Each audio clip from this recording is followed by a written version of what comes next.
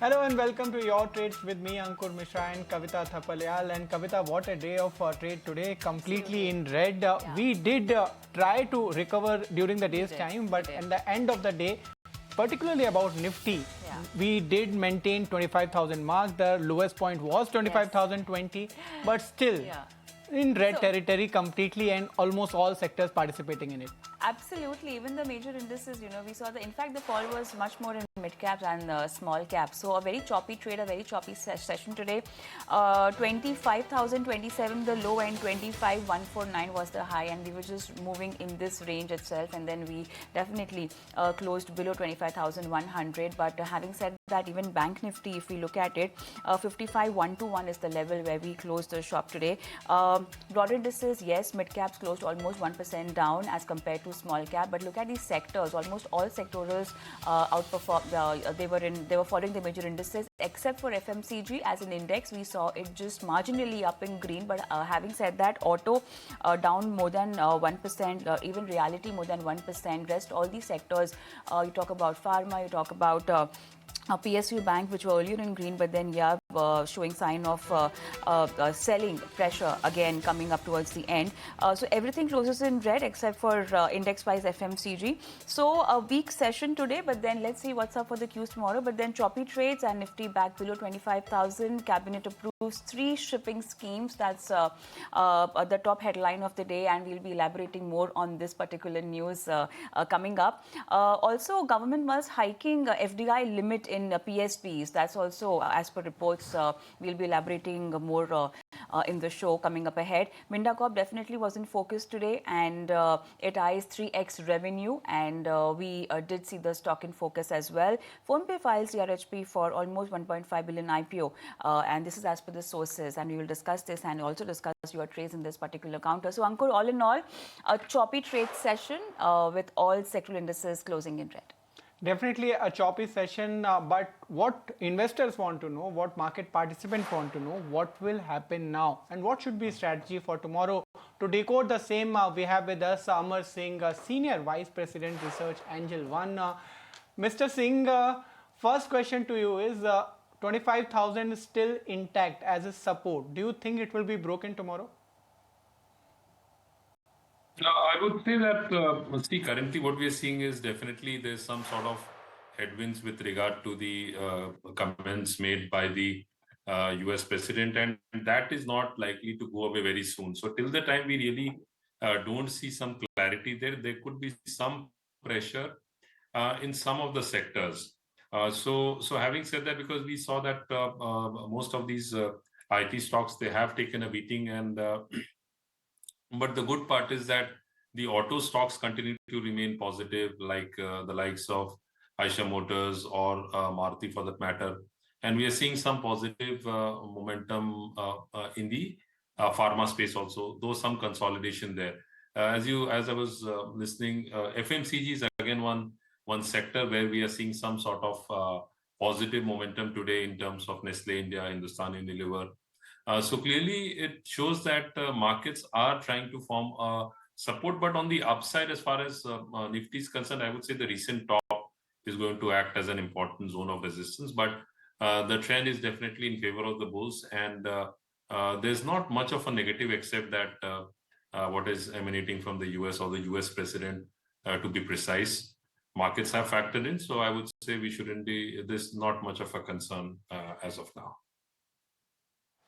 All right, Amar. So as per your analysis, the underlying tone still remains bullish, but then let's also prep our viewers for tomorrow. And as rightly pointed out by you, FMCG marginally up. That is where they are shutting the shop today, but across sectorals indices we've seen ending in red. But having said that, do you have any recommendation or trading calls now going ahead? Yeah, so one is from the FMCG space, and that is Hindustan Unilever. So what we are seeing is that Hindustan Unilever did witness some sort of correction from almost 2750 levels, and currently it's around 2550, 2550 odd levels. So this is one stock one can look at from a shorter term perspective. So at the current buying at the current levels for an upside target of 2650 and a stop loss of 2497. Because what we are seeing in Hindustan Unilever technically on the charts is The intermediate term trend remains positive.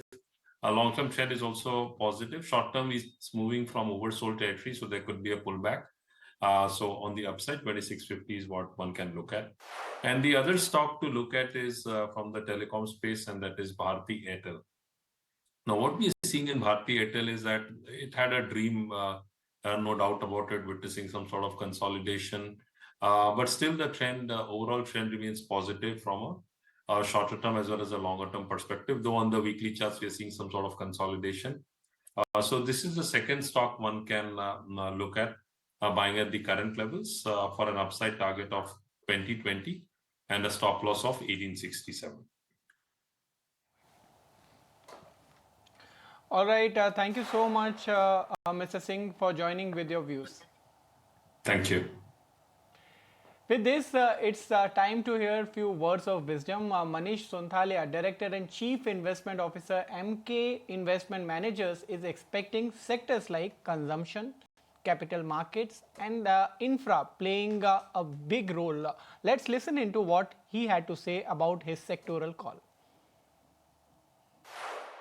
The 6-8% sort of a trajectory on the earnings front, like we saw in the first quarter, is likely to persist even in the second quarter. And thereon, you'll see the heavy lifting, partly on account of the fact that the last year's second half base is quite low. Plus, we have a whole lot of policy measures kicking in on the rate front, on the fiscal side, on the taxation benefits, etc.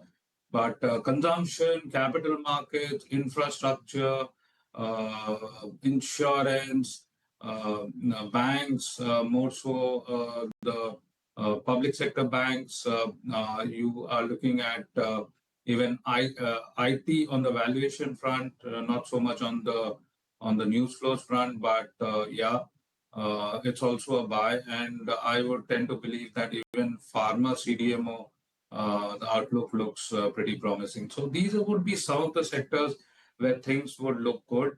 Earnings revival continues for your capital good related things, but there the problem is valuation, nothing more than that. All right, so that was the word from Manish Sonthalia. But then since you just mentioned about PSUs here, Ravindra is standing by to tell us what's the current FII ownership of top PSU banks and how much inflows they can generate if limits are raised. Over to you, Ravindra. Well, as PSU Bank isn't buzzing in today's trading session, and the key trigger behind that is the consolidation may happen amongst the PSU Bank. And as per report, government is looking to increase the FI limits from 20% to 26%. But the government will not reduce its stake below 51% while allowing higher foreign stakes. And India is aiming for 2 PSU banks among the world's top 20 bank by 2047.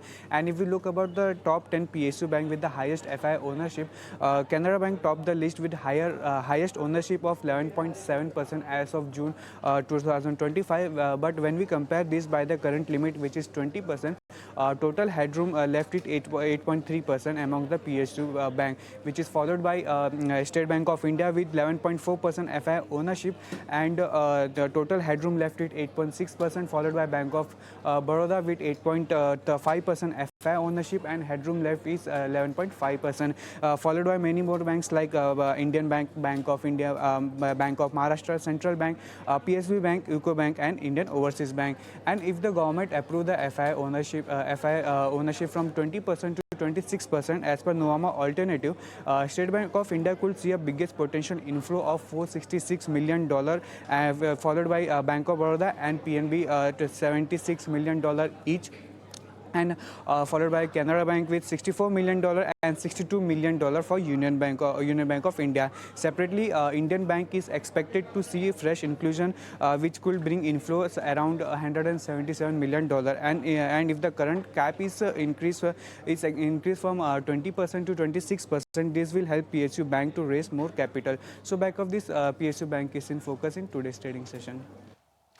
Thanks, Rabinder, for those details. And moving on, PSU Bank Index has outperformed the market today as PSU banks like Indian Bank, Canara Bank are rallying on the reports that India may raise foreign investor limit, as Rabinder was also mentioning. My colleague Prakash Priyadarshi is joining by with exact exclusive details on what exactly government is planning.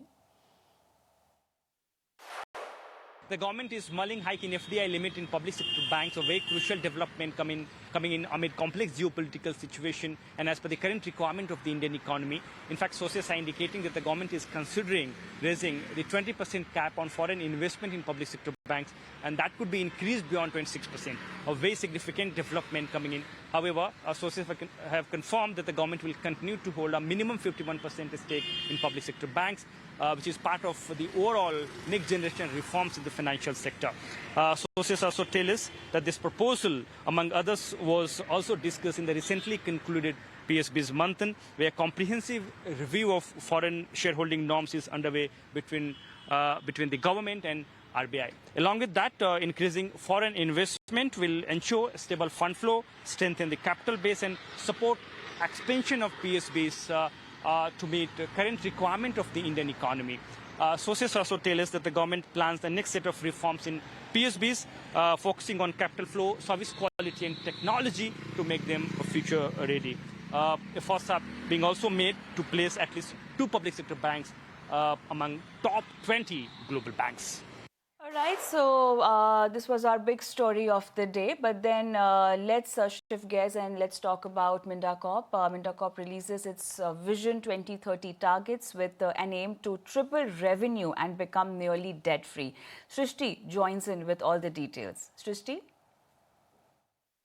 Well, yes, Minda Corp has come out with their Vision 2030, when they have set quite an aggressive target in terms of the revenue growth. Almost 3.5% jump is what they are targeting, 17,500 crores on the top line. But that is expected to be supported by the passenger vehicle segment contribution increasing in the times ahead, specifically because passenger vehicle segment, for now, it's a 14% contributor. That's expected to grow up to almost 25%, while the two-wheelers and three-wheelers contribution and the mix overall contribution in the mix is expected to come down. But along with that, the company is also targeting an improvement in the margins to 12.5% by 2030. The net debt to EBITDA ratio is expected to come down to 0.3%, while the company is also aiming to be net debt free. Along with that, in terms of the kit value, that is also expected to increase. The company has set along with its capex plans, and some of the new order wins are also something that the company is targeting out for. The premium drivers could be the smart access, EV products, and cockpit electronics, where the company is targeting to increase their revenue substantially, and the company is also targeting to increase their export basket as well. So yes, of course, Minda Corp will be in focus on the back of their Vision 2030. All right, Srishti, thank you so much for all those details. Now let's shift focus to lot many events which are happening tomorrow. So which are the cues to watch? My colleague Snehi is joining just for that. Snehi? Well, yes, lots of cues to watch out for. Thursday means it's the weekly Sensex expiry, so watch out for any market volatility on the back of that, if at all. But if you shift focus to what's expected to happen globally, from UK, you have the GDP numbers along with their unemployment data, that's jobs claims, as well as merchandise trade numbers. From Japan, you have Bank of Japan that's going to be releasing the minutes of its latest meeting that was in July, so watch out for that as well. In terms of global earnings, you have some big giants that will be coming out with their numbers like Oracle Japan, Costco, Accenture, as well as H&M. So watch out for all of these earnings. But shifting focus once again back home, if you talk about corporate action and board meetings, all eyes are going to be on Afcon's infrastructure, because the board is going to be mulling fundraising tomorrow. So watch out for that. In terms of the primary markets, lots of exuberance is going to be taking place. You have iValue Info Solutions IPO that's going to be a listing. So new kid on the block, 1D Street debut. Other than that, 2 IPOs will be opening, True Alt Bioenergy as well as Jing Kushal Industries. And you'll have multiple IPOs that are closing, Anand Rathi Shares, Secha Sai Technologies, Jaro Institute, as well as Solar World Energy Solutions. So it's going to be the last day to subscribe to these IPOs if you wish to do so. In terms of lock-in period, all eyes are going to be on Kalpataru, wherein 4% equity lock-in comes out, equity comes out of lock-in. in, as is the case with Globe Civil Projects. And you also have Edenberry Industrial Gases, a 2% equity coming out of lock-in. That's going to be the event to watch out for. Lastly, in terms of other events, you'll have Feds, Austin Goolsbee, John Williams, Mary Daly, as well as Michelle Bowman, all set to speak at different events. So lots of Fed officials' commentary, something that we'll be watching out for closely. And oil major BP will also be presenting its annual energy outlook with long-term forecasts all the way up to 2050. Lots of cues to watch out for. Keep a close eye on all of them. All right, thank you so much, Snehi, for all those key events. And moving on, it's been a stellar rise for Indian capital markets over the past decade. While demat accounts have soared over 5x in 5 years, SIP flows have seen a steady uptrend. Now, with over 2.5 lakh crores in the hands of consumers thanks to GST rate cuts and income tax benefits, will this lead to higher flows into the capital markets? Sharath gets us the picture. Well, yes, financialization of savings is a very big major trend for the Indian markets. And if you look at the rise in demat accounts, 5 years ago in 2020, this number was just 4 crore. Now that has gone up almost 5 times and is currently standing at 20.5 crore demat accounts when you add both CDSL and NSDL numbers. Now looking at the SIP numbers in the year 2020, they were ranging between 8,000 to 7,000 odd crore rupees on a monthly basis, and now that has gone up 4 times, almost more than 28,000 crore rupees as per the data from AMFI. So we can see the demat account, there has been a big up move. The monthly SIPs, that has also given a very strong up move for the overall investors. Now the net equity flows, that has also significantly jumped in, and we have taken the averages and we see it was roughly 22 to 25,000 odd crore rupees on a monthly basis. But now these numbers are going past the 25,000 crore mark, and for the 55th straight month, we saw equity inflows coming in the overall schemes. Now also PM Modi's comment on the GST savings is very important, and he had stated that the income tax relief and the GST rate cuts could result in 2.5 lakh crore rupees of savings. And we are moving forward by following the mantra of Nagrik Devo Bhava. So a lot of savings, that means there will be investments as well from the Indian households. And the under-penetration is very significant when it comes to investment. Now, of course, the investment penetration is just 3 to 4% of the total population as per the economic survey. And for the direct equity exposure, it's only 12% of the entire population which is having demat accounts. So there's a huge scope for financialization of savings as we go ahead. All right, Sharath, thank you so much for all those details. Moving on, it's time to see which were the stocks which are buzzing in trade on Wednesday. My colleague Rabinder is joining with a list of stocks in news. Well, as Reflex industry is in focus, where when Wind Reflex Power Limited, which is a wholly owned, which is a subsidiary of the company, has signed a term sheet for supply of WTGS and tubular towers for wind power projects for an aggregate value of rupees 474 crore. Apart from this, on back of management, Reject Keynes Technologies is also in focus, where board has approved appointment of Dr. Muthukumar Narayana Swamy as an additional director and MD of the company, and board has also approved the designation of Mr. Ramesh as an executive vice chairman. Bajaj Electricals is also in the focus, where on the back of their acquisition, where board has approved Bajaj Electricals to approve the Morphe Recharge brand right for 146 crore across South Asia. And lastly, Sri Lotus Developers is also in focus on the back of the brokerage note, where Motilal Oswal has come out with the note, and they have initiated a coverage with buy rating and target price of rupees 250. So back of this positive brokerage note from Motilal Oswal, Sri Lotus Developers is also in focus. All right, that's the list of stocks in focus. But then we caught up with the CFO of V-Mart Retail, Anand Agrawal, on the GST bonanza ahead of the festive season and how it is attracting more footfalls. Let's listen in to a slice of that conversation. From a value retailer perspective, there's not a lot of change which has happened for us in terms of the value offering, because we in any case offer almost 80% of the products at below 1,000 rupees.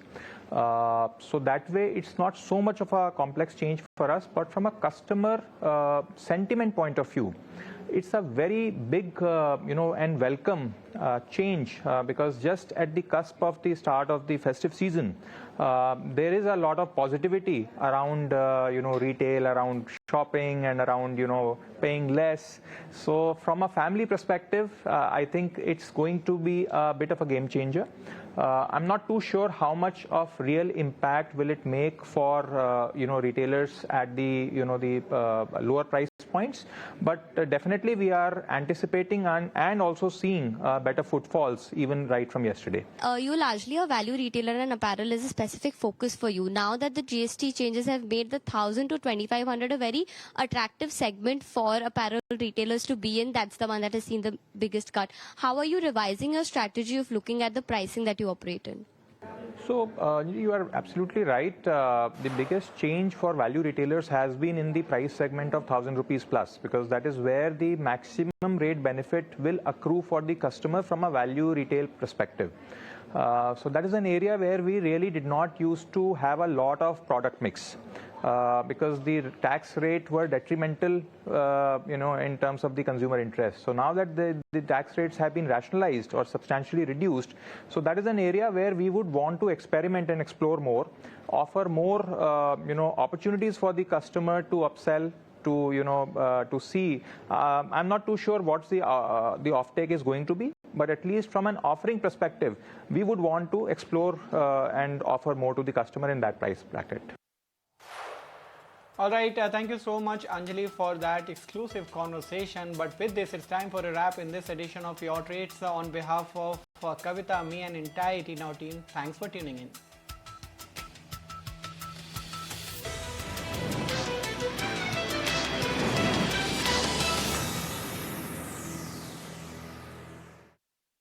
Jaro Institute of Technology Management and Research Limited now launches an initial public offer of equity shares of face value of 10 rupees each in the price